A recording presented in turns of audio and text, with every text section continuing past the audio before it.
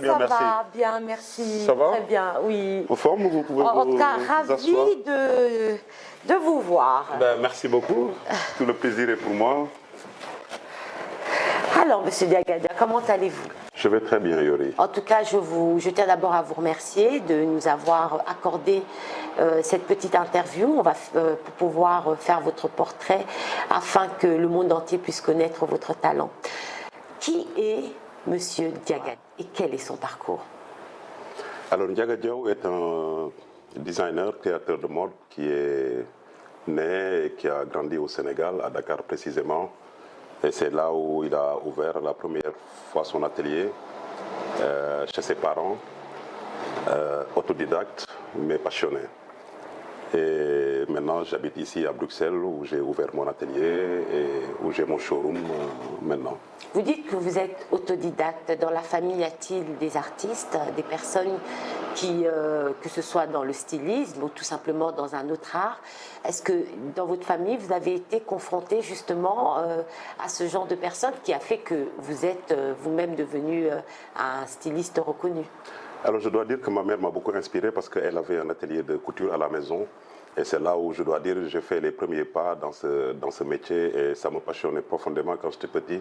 J'étais pressé de rentrer de l'école pour venir à l'atelier pour essayer de me faire un pantalon ou un petit patchwork de vêtements. Donc ma mère était très créative, elle a fait de la teinture sur des tissus.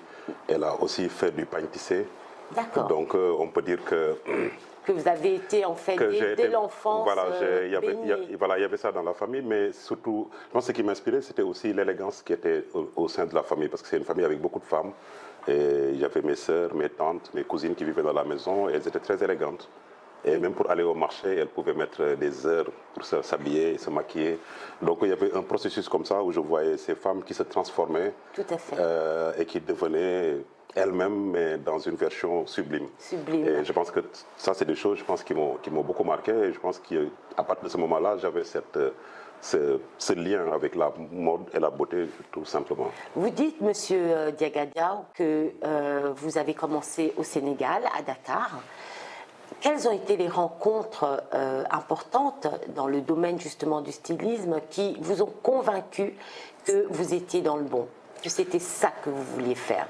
Alors, je pense qu'il y a beaucoup de gens qui... Bon, c'est que quand on commence et qu'on est autodidacte, c'est la surprise pour beaucoup de gens parce qu'ils se disent, mais par où il est passé, comment ça se fait qu'il est devenu styliste? Mais je pense que les gens qui me connaissaient savaient à quel point la mode me passionnait, même avant que moi-même, j'imagine en faire une carrière.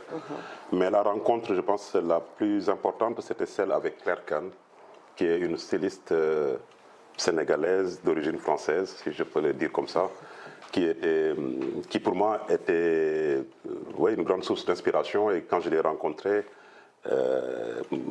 cette même passion qu'on avait de la mode a fait qu'elle m'a invité en fait, à travailler avec elle. D'accord. Et ça a tout changé. En fait. C'est à partir de ce moment-là que j'avais compris que cette passion que j'avais pouvait être aussi mon métier. Exactement. Parce que j'étais quelqu'un qui je me cherchais dans beaucoup de choses. J'ai fait beaucoup de choses. Mais quand la mode est arrivée, là, c'était une évidence. Vous vous êtes trouvé, c'est comme on dit, le grand amour. Voilà, c'était le grand amour. Et dans tous les sens aussi. Parce que c'est quelqu'un que j'aime profondément et dont j'adore aussi le travail artistique qu'elle faisait. Ouais. D'accord. Et au niveau du Sénégal, vous avez quitté le Sénégal, vous avez quel âge pour venir vous installer en Belgique, en Europe? J'ai quitté le Sénégal, j'étais déjà vieux, moi.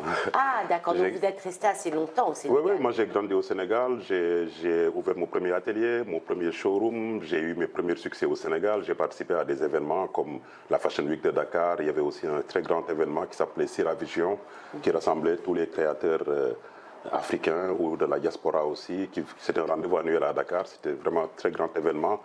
Et après Claire Kane, ça c'était la deuxième rencontre parce que l'organisatrice s'appelle Collé Ardo. Et pendant cet événement, il y avait un jour qui était dédié aux jeunes créateurs. Donc il y avait un concours de jeunes créateurs. Et quand j'ai ouvert mon atelier, un mois après, j'ai participé à cet événement et je faisais partie des 3 lauréats.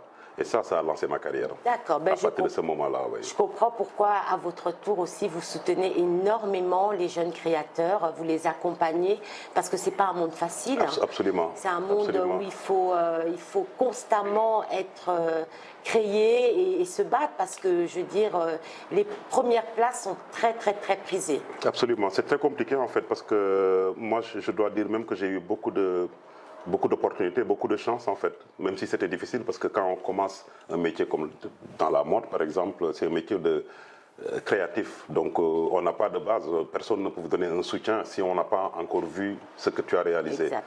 Donc il faut déjà se lancer soi-même, donc avec souvent ses propres moyens.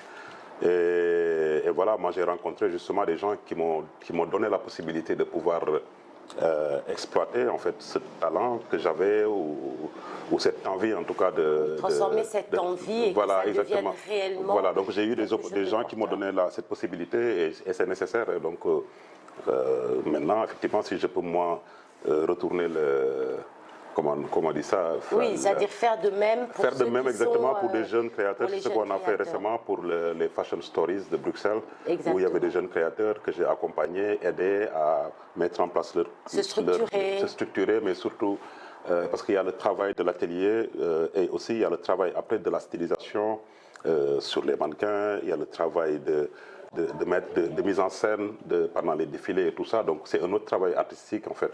Et c'est là aussi on a aidé aussi des jeunes à pouvoir présenter leur collection et à leur donner une thématique et à disons affiner, voilà, et affiner leur ligne en fait. Sublimer en fait voilà. le talent qu'ils Voilà, ont exactement. Et donner une identité à leur travail. Exactement. Ouais. Vous venez de me parler de deux personnes apparemment que vous avez rencontrées lorsque vous avez commencé et qui vous ont vraiment donné la conviction que le stylisme, c'était ce que vous deviez faire. À part ces deux personnes, la marque s'inspire de quelle culture?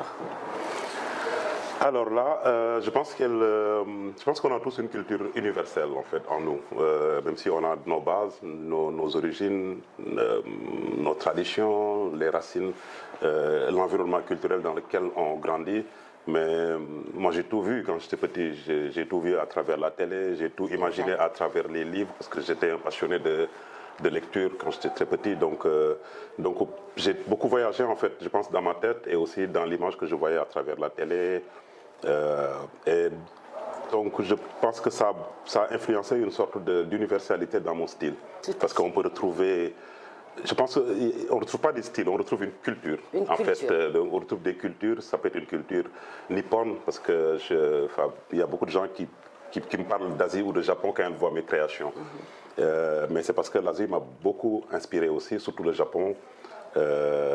Mais il y a une influence africaine, il y a une influence occidentale, il y a une influence un peu de tous les sens. Je pense qu'on est tous des métis d'une certaine manière. Exactement, le monde est petit en fait. Et c'est ce qui fait que aussi beaucoup de personnes peuvent se retrouver aussi dans ce style-là. Voilà, donc ce serait très difficile de le définir en une seule chose, ce style-là. Mais en tout cas, c'est un style en fait multiculturel, exactement. Tout à fait. Et au niveau des matières, quelles sont les matières que vous aimez travailler et pourquoi? Pourquoi ces matières-là et pas d'autres? Parce que les matières me parlent en fait. Alors, je n'ai pas de matière, disons, spécifique ou fétiche que j'utilise tout le temps.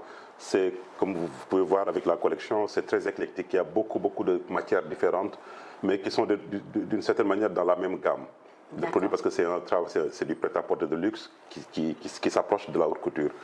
Alors les matières, c'est elles qui me parlent au fond. Quand je vais chercher des tissus, j'ai l'impression qu'ils me parlent, ils savent déjà ce qu'ils veulent être. Et donc c'est le toucher, c'est la vue, le toucher, la couleur. Et donc tout ça, tout à coup, moi, il y a plein d'idées qui arrivent et aussi comment je vais travailler la matière, comment je vais respecter la matière, comment la matière... Une matière fluide, on a une manière de le travailler. Donc quand on voit une matière qui est fluide, automatiquement on va vers un certain type de possibilités de vêtements. Mais les matières me parlent. Au début, en fait, quand j'ai commencé, je dessinais beaucoup avant d'aller chercher les matières. Il se trouvait que quand je vais chercher les matières, je trouve d'autres choses et j'oublie les dessins. Exact. Donc après, je me suis dit, bon, voilà, pourquoi ne pas juste suivre cet instinct, d'aller à la recherche des matières. D'aller d'abord chercher la base et chercher la base et de travailler la matière à partir de ce moment-là. Et en dehors des tissus, vous allez acheter vos tissus, mais est-ce que lors de vos promenades dans la ville de Bruxelles ou ailleurs, que ce soit en Belgique ou dans un autre pays. Est-ce qu'il y a des choses qui vous inspirent? Vous pouvez passer devant un banc, voir deux personnes et être inspiré, voir une tapisserie, un tableau, entendre une musique. Comment est-ce qu'un styliste arrive à vraiment trouver son inspiration? Est-ce qu'il est vrai qu'un styliste s'inspire de tout ce qu'il y a autour de lui, du monde qu'il y a autour de lui? C'est exactement ça, en fait. Effectivement, moi, tout peut m'inspirer ou pas, mais en tout cas, beaucoup de choses m'inspirent, en fait. Les gens m'inspirent beaucoup. Et ça se voit parce que quand j'ai déménagé du Sénégal en Belgique, ça s'est ressenti au niveau de ma création. Parce qu'on crée pour ceux qui nous entourent. Ça, c'est vrai. On crée pour les gens qui nous entourent. Mais effectivement, il y a beaucoup de choses qui... Des fois, je vois des gens et je pense que le vêtement a une forme et la personne bouge. Et tout à coup, je me dis, ah non, ce n'était pas ce que j'imaginais. Mais ça reste dans mon imaginaire, ce que j'avais pensé avoir vu. Après, les gens m'inspirent beaucoup. Quand je vois les gens dans la rue, inconsciemment, je les habille, en fait, ou pas intentionnellement. Mais je vois les gens et puis je me dis, ah tiens, cette personne pourrait peut-être porter ceci. Je suis très critique. Donc, exact, c'est normal. Voilà. Mais en fait, beaucoup de choses m'inspirent. L'art, la peinture, les artistes. Les artistes aussi sont très inspirants. Exact. Les artistes de la scène, parce que sur la scène, tout est permis. Et donc, du coup, voilà. Je pense qu'il y a beaucoup de choses. Je pense que quand on est dans ce métier-là, il faut être tout le temps alerte. Voilà. Il faut que le cerveau est tout le temps, de toute façon, alerte. Quand on marche, on chope tout ce qu'on voit, en fait. Et je pense que... Et après, on fait une synthèse. Voilà, on enregistre tout, donc le cerveau emmagasine plein de choses. Et puis, au moment où on est prêt à aller dans une phase de création, il y a beaucoup de choses qui même moi, des fois, je me dis, mais pourquoi j'ai eu cette idée-là, tu vois? Mais je pense que c'est un ensemble de choses. Un ensemble de tout ce que vous avez vu, de tout ce que vous avez pu approcher. Exactement, qui fait que... qu'on a absorbé, donc du coup, tout ressort après... On ne sait pas comment. Ça, c'est les mystères de la vie. Ouais. Voilà, c'est pour ça qu'on dit que le styliste, c'est magique. Parce que quand on voit ce que font les stylistes, on se demande, mais comment ils ont pu imaginer ça? Comment ils ont pu penser à cette couleur, cette matière? Donc c'est un monde qui est magique, tout simplement. Oui, parce que je pense qu'on va toujours au-delà. C'est un monde qui est très exigeant parce que les collections se succèdent, les saisons se succèdent, les tendances changent, les envies changent.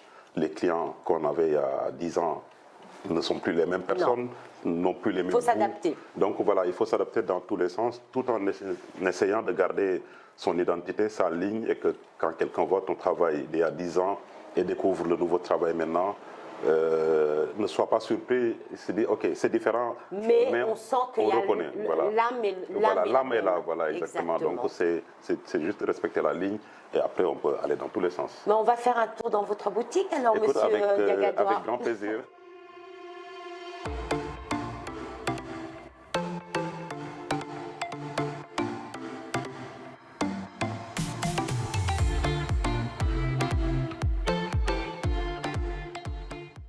Monsieur Diaga, en tout cas, on est là, on voit dans votre boutique, on voit beaucoup de couleurs, des matières différentes, des styles différents. Effectivement, vous disiez tout à l'heure que vous n'êtes pas confiné dans un seul style. Je vous laisse la parole à vous l'artiste. Alors oui, comme vous venez de le dire, hein, j'aime bien ce qui brille, j'aime bien la couleur. Enfin, disons, j'aime bien l'habiller, j'aime bien le vêtement qui est flamboyant. Et c'est là où c'est intéressant, en fait, parce que les matières que je travaille sont déjà assez sophistiquées. Donc c'est déjà de la couture. Alors c'est là où la négociation avec la coupe devient intéressante, parce qu'une matière aussi habillée que celle-là, on ne va pas en faire trop. Donc là, du coup, c'est juste des lignes très épurées. Et comme ça, on laisse le vêtement, la matière vivre. Et parce que la matière fait partie inspiration de la couture. asiatique. Un peu asiatique, on en revient. Donc là, ça fait penser vraiment au Japon. Tout à fait. On peut penser au geisha japonais, même si c'est assez différent. Exactement. Donc voilà, oui. Mais voilà, comme vous le constatez, voilà, ça brille dans tous les sens. Pas que, mais en tout cas, j'aime bien le côté flamboyant du vêtement. Et donc, en fait, monsieur Diaga, donc, Vous aimez les couleurs, Ouais. vous aimez tout ce qui brille. Hein. Pourtant, on dit tout ce qui brille n'est pas or, mais bon, Ouais. vous aimez tout ce qui brille. Mais je constate aussi que vous travaillez d'autres matières, comme par exemple cette fourrure qui est juste Oui, magnifique. c'est ce que je disais tout à l'heure en fait. Donc ça, on est beaucoup plus dans la sobriété, mais il y a quand même quelque chose d'assez glamour dans cette veste fourrure mi-saison que j'aime beaucoup, bien sûr, c'est de la fosse, comme on peut le remarquer. Donc ça, c'est effectivement des vêtements un peu plus sobres, mais il y a quand même quelque chose d'assez glamour en fait dans un vêtement, dans une veste comme ça, parce qu'on peut le porter avec quelque chose de très shiny, une robe de soirée longue et tout ça, très brillant, et on met dessus. Et ça devient comme une sorte de, disons, de boa. Enfin, Exact. dans l'idée, quoi. Exactement. Si on se comprend, oui. Et dans la boutique, quelle est la pièce qui vous, quand vous la voyez, même vous, Monsieur Diaga, vous vous dites, c'est moi qui ai fait ça. C'est une de mes pièces préférées parce que elle est entre l'ancien et le modernisme, ou même le futur. Parce que quand on voit, c'est du brocart, et le brocart, c'est une matière qu'on utilisait depuis des siècles, surtout dans la royauté. Et donc, c'est une matière, c'est de la soie, en fait. Mais quand on regarde comme ça, c'est comme de la broderie. Et donc, c'est un tissu très soyeux, très élégant, très chic. Mais là aussi, cette matière, je l'ai gardée pendant 6 mois. Je ne savais pas quoi en faire. Parce que je trouvais qu'elle était déjà elle-même suffisante. Et bon, finalement, je me suis dit, bon, peut-être je vais aller jouer sur le côté un peu victorien, avec ses manches un peu bouffant, un peu à l'ancienne. Mais le fait de faire cette coupe assez géométrique, enfin, comment dire, fait le contraste entre l'ancien et le moderne. Et donc ça, c'est une pièce que j'aime beaucoup. Elle est simple, elle est sophistiquée, mais pas si simple que ça. Non, on voit tout de suite qu'il y a une précision, beaucoup de travail de coupe, mais aussi de réflexion. Les boutons que vous avez choisis. Il y a tous ces détails-là, en fait. Donc c'est ça, une veste comme ça, on peut dire qu'on est dans la haute couture parce qu'il y a beaucoup de travail à la main, notamment au niveau des manches. Il y a tout un travail déjà de discussion avec mes collaborateurs à l'atelier. Et puis trouver des nouvelles formes, parce que cette forme-là, on la voit quasi clairement, en fait, une coupe pareille. Et donc, du coup, il y a tout un travail de concept autour de ce vêtement, et donc ça prend le temps d'un vêtement haute couture. D'accord. Comment vous faites, Monsieur Diaga, pour vous réinventer constamment? Parce que il faut être à la page, tout va tellement vite. Il y a beaucoup de stylistes, des bons stylistes, des gens qui ont aussi un don. Comment vous faites pour vous réinventer?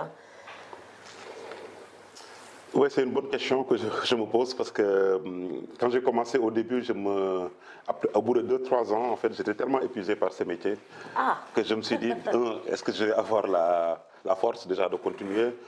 Et puis j'ai eu toujours la peur, comme chez les écrivains, de la page blanche. Je me suis toujours dit, est-ce qu'un jour ou même j'ai eu des phases dans ma vie où c'est pas tous les jours qu'on est créatif. Donc il y a des moments qui ont duré beaucoup plus longtemps où je me suis posé la question, est-ce que j'ai encore des idées? Est-ce que je peux avoir des idées? Mais bon, ça commence à durer. Maintenant, ça fait 17 ans que je suis dans ce métier et on continue toujours je pense que tant qu'on vit et qu'on voit, tout à l'heure on en a parlé, le fait de voir les gens, tout nous inspire en fait. Exact. Et donc les matières aussi, donc à chaque fois que je vois une nouvelle matière, de toute façon il y a quelque chose qui m'inspire. Donc je pense que c'est ça qui nourrit en fait notre créativité, c'est tout ce qu'on voit, tout ce qu'on rencontre, tout ce qu'on touche, qui nous permet en fait de toujours aller chercher de nouvelles idées. Et puis il y a des moments aussi où on se pose des questions sur ce qu'on a fait, on fait un peu un bilan en se disant, bon, qu'est-ce que j'ai fait jusqu'ici, où je veux aller, qu'est-ce que je veux encore faire mieux, ou des fois tout simplement un challenge de me dire, ok, la prochaine collection, j'ai envie de casser la baraque, tu vois. Exactement. Et là, je vais dans un truc complètement différent. Donc Mais vous parlez justement de challenge, vous avez eu affaire à vous associer à des artistes, pas seulement dans la mode, mais dans le monde artistique. Parlez-nous de cette association que vous avez eue justement avec un peintre, si je ne m'abuse. Oui, c'est un peintre suisse, hollandais. D'ailleurs, vous avez les tableaux qui sont ici. Tous ces tableaux sont de lui. Il s'appelle Robert Suermont, qui est un peintre complètement talentueux, intellectuel, enfin tout ce qu'on attend d'un grand artiste. Et on a eu depuis qu'on s'est rencontrés, en fait, il y a quelques années maintenant, En fait, on s'entendait. On avait l'impression qu'en fait, nos deux travaux se parlaient. Il y avait une sorte de communion entre nos deux travaux. Et c'est ça qui a fait qu'à un moment donné, on s'est décidé de faire une collaboration où lui faisait des toiles dans son atelier et on dégrafait les toiles quand elles sont séchées et les toiles passaient à mon atelier. Et moi, j'essayais de trouver une logique par rapport à magnifique, voilà, par rapport à ces images, parce que ces images parlent. Donc, il fallait que comme je connaissais son travail, je pouvais me permettre de couper ces toiles tout en gardant l'âme en fait, de son travail, du message qu'il voilà, a voulu et voilà, faire passer. et d'amener quelque chose. Donc, on a fait cette collaboration. C'était une exposition il y a 3 ou 4 ans. Et franchement, ça a aussi ouvert aussi ma logique de travail et même ma logique de couper les vêtements.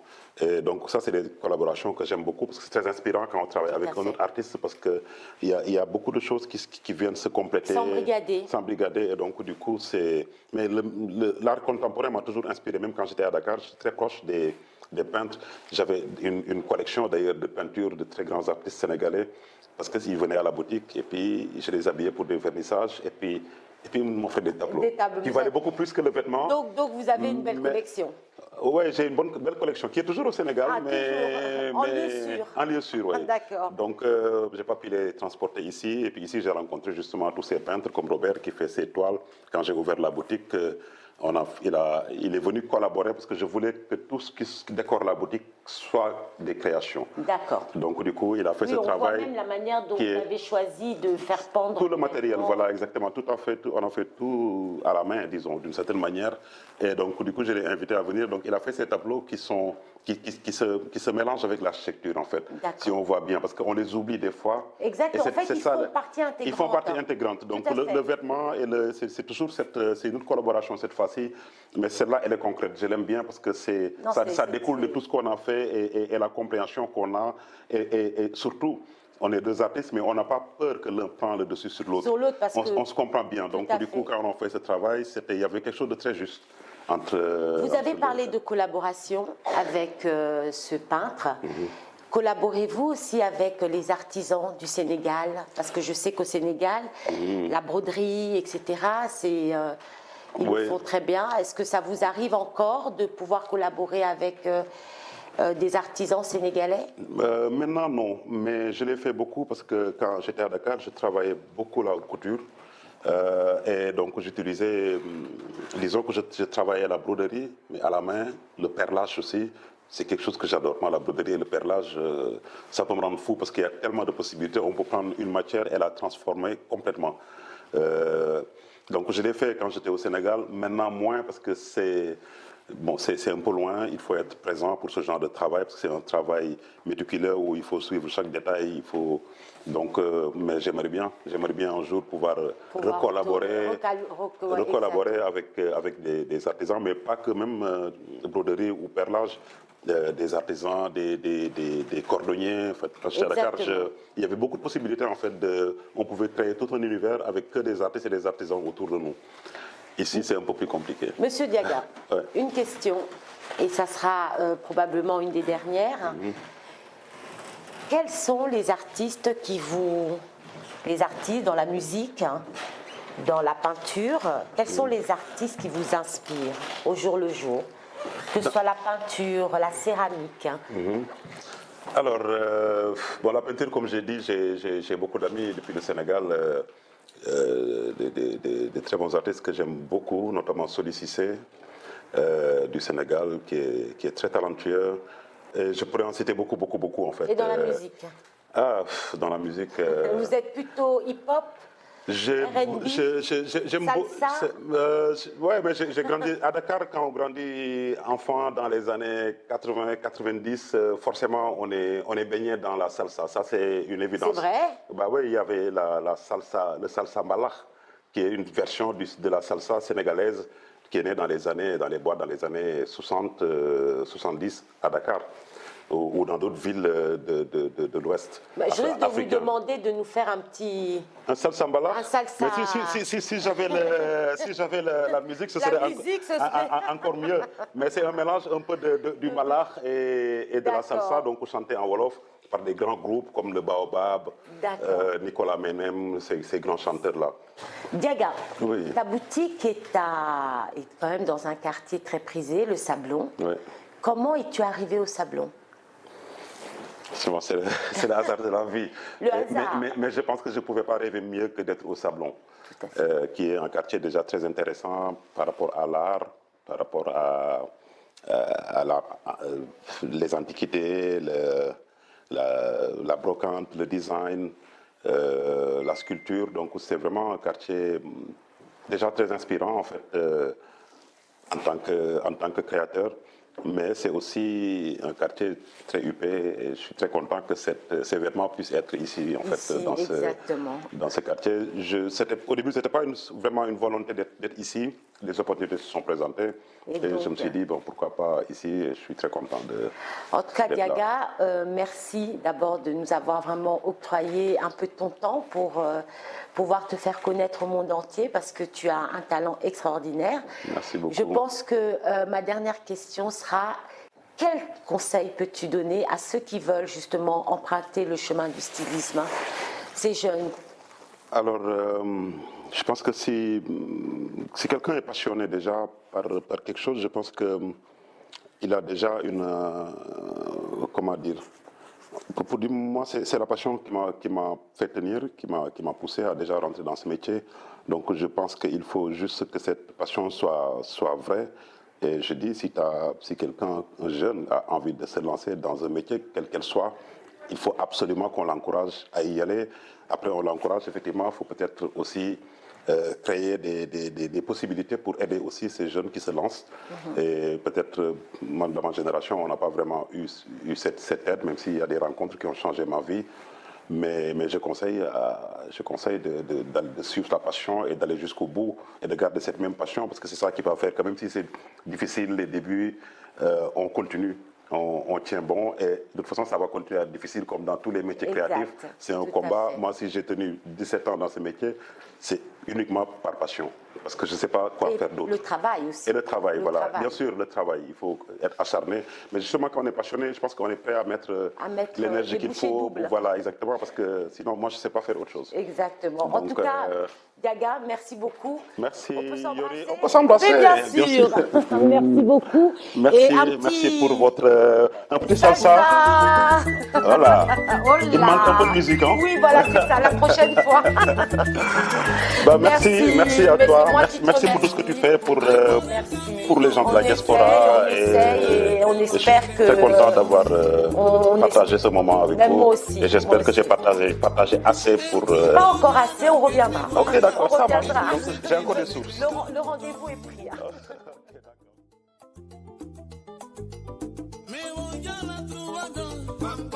Descarga la careta, me voy a la Trovador, a descargar la careta, para llegar a la meta, yo pipo un salabo.